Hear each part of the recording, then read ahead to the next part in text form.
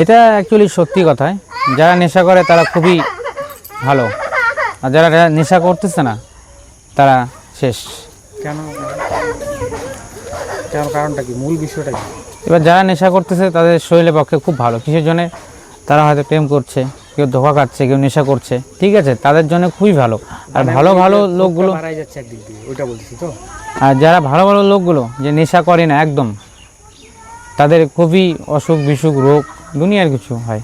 এটা ঠিক, অনেকেই দেখছি নেশা করে না কিন্তু প্রচুর রোগ। কিন্তু শরীরের পক্ষে অ্যালকোহল জিনিসটা সব থেকে বেশ। কিন্তু আমি তো জানি খারাপ।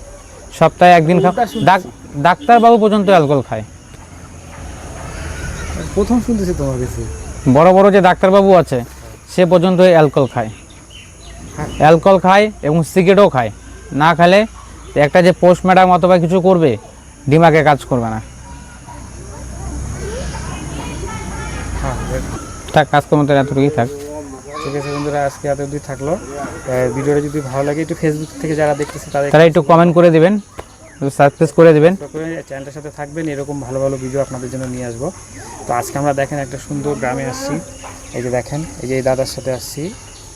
এটা আমাদের হলে নীলপুকুর। এটা এই যে নীলপুকুর দেখেন, এই পুকুরে অনেক বড় বড় মাছ আছে, বড় বড় কচ্ছপ আছে, সব কিছু এখানে আছে।